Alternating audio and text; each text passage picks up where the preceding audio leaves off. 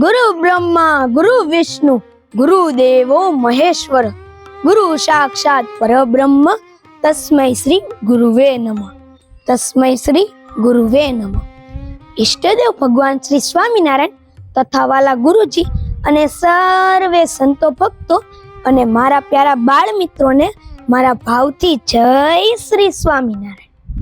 ગુરુ પૂર્ણિમા નજીક આવી રહી છે, એટલે હું આજે તમને આપણા જીવનમાં ગુરુનું સ્થાન કેવું હોવું જોઈએ તે વિશે થોડીક વાત કરીશ. અષાઢ મહિનાની પૂનમ એટલે ગુરુ પૂર્ણિમા, જેને વ્યાસ પૂર્ણિમા તરીકે પણ ઓળખવામાં આવે છે. ગુરુ એ આપણા જીવનમાં સદ્ગુણોનું સર્જન કરે છે, એટલે એ બ્રહ્મા છે. ગુરુ એ આપણા જીવનમાં દુર્ગુણોનો સંહાર કરે છે, એટલે એ મહાદેવ છે. ગુરુ આપણા જીવનોમાં આવતી સમસ્યાઓનું સમાધાન આપી આપણું રક્ષણ અને પોષણ કરે છે, માટે એ વિષ્ણુ છે.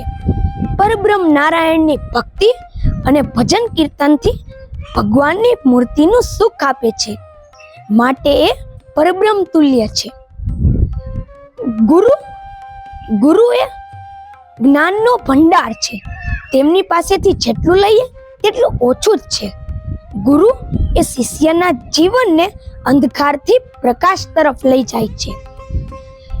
આપણા જીવનમાં ગુરુનું મહત્વ કેવું હોવું જોઈએ?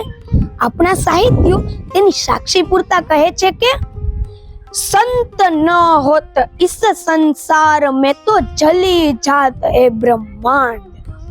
સંત ન હોત इस संसार में तो जली जात ए ब्रह्मांड.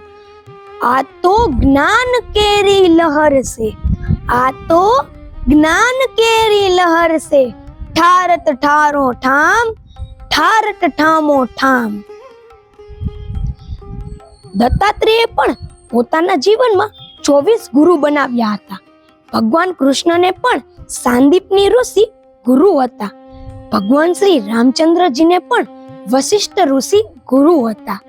પાંડવોને પણ દ્રોણાચાર્ય ગુરુ હતા. આપણે જીવનમાં ગમે તે ક્ષેત્રમાં પ્રગતિ કરવા માટે ગુરુની જરૂર તો પડે જ છે.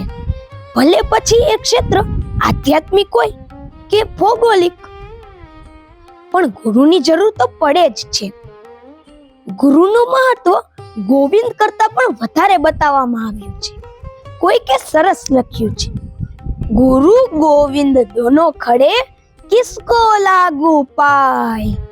ગુરુ ગોવિંદ દોનો ખડે કિસકો લાગુ પાય.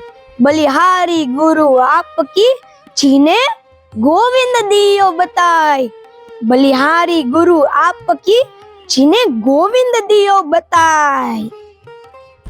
એટલે તો આપણા કવિઓ કહે છે કે માં એ આપણા પ્રથમ ગુરુ છે. આ વિશ્વ રાષ્ટ્રના ઘડતર માટે સંસ્કારોના બીજ રૂપવા ગુરુનો મહત્વનો ફાળો છે. એટલે તો કહેવાય છે ભારતનું ભાવિ વર્ગખંડમાં ઘડાઈ રહ્યું છે. અને એમણે એક ગુરુ તરીકે આપણા ઉપર કેટલા બધા ઉપકારો કર્યા છે, તો આપણે એમનું ઋણ કઈ રીતે ચૂકવી શકીએ? અંતમાં હું મારા ગુરુ વિશે એટલું જ કહીશ. સબ ધરતી કાગજ કરું લીખું સબ વનરાય. સબ ધરતી કાગજ કરું લીખું સબ વનરાય. સાત સમુદ્ર કી શાહી કરું પણ ગુરુ ગુણ ન લિખાય. ગુરુ ગુણ ન લિખાય. ગુરુ બિન જ્ઞાન ન ઉપજે, ગુરુ બિન મિટે ન ભેદ. ગુરુ બિન જ્ઞાન ન ઉપજે, ગુરુ બિન મિટે ન ભેદ. ગુરુ બિન સંશય ન કટે, ભલે ને વાંચો ચારો વેદ. વાંચો ચારો વેદ. અસ્તુ. આર્ચવ વેગળના ખૂબ જ દિલથી જય શ્રી સ્વામિનારાયણ. આવા વિડીયો જોવા માટે અમારી ચેનલ આર્ચવ સુવિચારને જરૂરથી સબસ્ક્રાઇબ કરી દેજો. જય સ્વામિનારાયણ.